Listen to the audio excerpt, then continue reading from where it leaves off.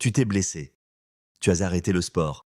Et maintenant, tu es là à regarder les autres courir, s'entraîner, progresser, pendant que toi, tu attends que ça passe. Et le pire dans tout ça, c'est que quand tu te sens enfin mieux, quand tu décides de reprendre, tu ne sais pas comment t'y prendre. Tu y vas trop vite, tu te reblesses.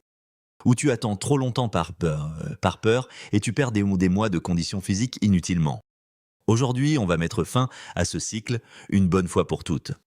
Je vais te donner un cadre clair, progressif et adapté à tout type de blessure pour reprendre le sport intelligemment sans te faire mal une deuxième fois, et même en ressortant plus fort qu'avant ta blessure. Parce que oui, c'est possible. Et c'est exactement ce dont on va parler. Si tu n'es pas encore abonné à Santé Simple, c'est le moment de le faire.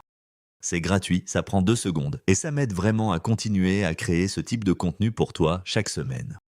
Commençons par parler de la plus grosse erreur que font pratiquement toutes les personnes qui se blessent. Pas l'erreur de se blesser, ça arrive à tout le monde. L'erreur qui vient après, c'est de laisser la douleur disparaître et de considérer ça comme le signal que tout va bien et qu'on peut reprendre comme avant. La douleur qui disparaît ne veut pas dire que le tissu est guéri. Et c'est une nuance qui change absolument tout. Quand tu te tords la cheville, que tu te claques un muscle ou que tu te fais une tendinite, plusieurs types de tissus sont touchés. Les muscles récupèrent relativement vite, en quelques jours à quelques semaines, selon la gravité. Mais les tendons, les ligaments et le cartilage, eux, ont une vascularisation bien plus faible. Ils reçoivent moins de sang, donc moins de nutriments et moins d'oxygène. Leur cicatrisation est beaucoup plus lente. Un ligament peut mettre 6 semaines à 3 mois pour se reconstruire correctement. Un tendon encore plus.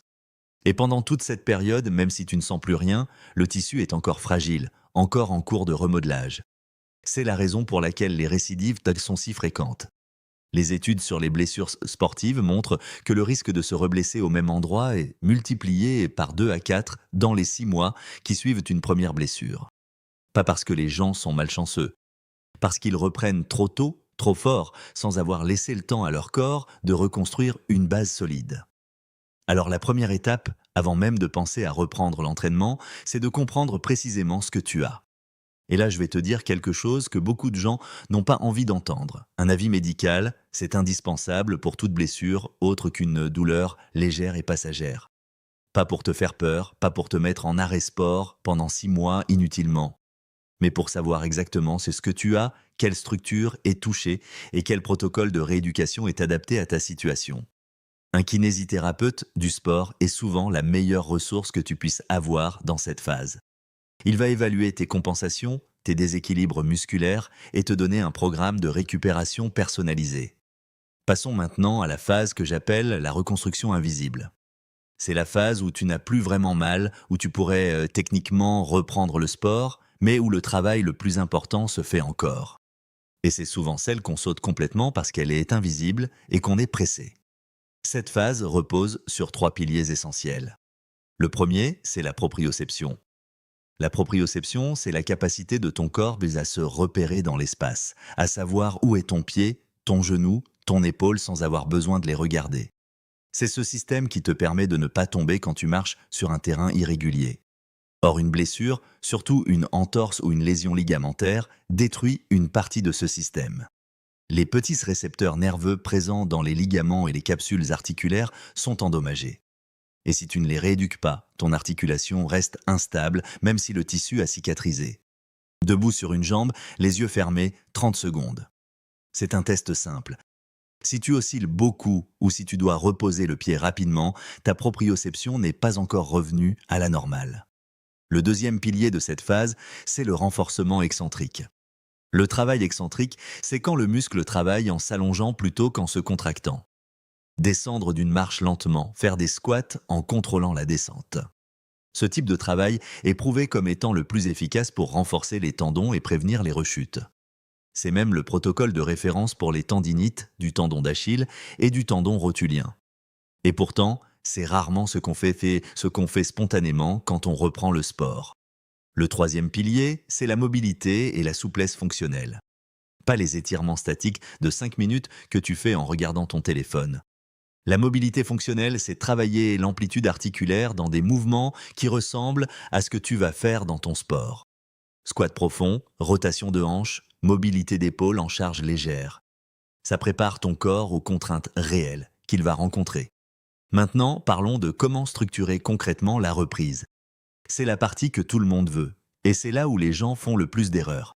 La règle numéro 1, c'est la règle des 10%. Chaque semaine, tu n'augmentes pas ton volume d'entraînement de plus de 10% par rapport à la semaine précédente. Si tu fais 30 minutes de footing cette semaine, tu fais 33 minutes la semaine suivante, pas 1 heure. C'est frustrant. Ça semble trop lent, mais c'est ce qui permet aux tendons et aux os de s'adapter progressivement aux contraintes sans être dépassés. La règle numéro 2, c'est le test des 24 heures.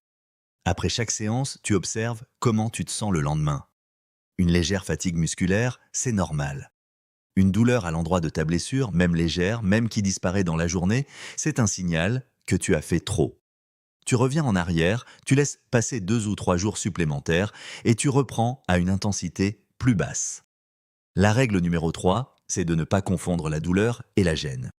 Une légère sensation dans la zone de la blessure, une raideur au démarrage, ça peut être acceptable selon le type de blessure et le stade de récupération. Mais une vraie douleur, même à 5 sur 10, c'est un stop immédiat.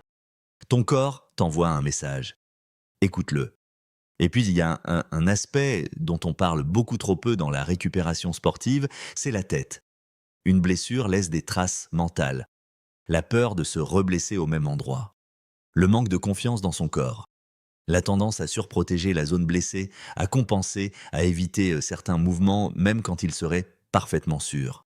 Ces compensations créent des déséquilibres qui fragilisent d'autres zones et augmentent le risque de nouvelles blessures.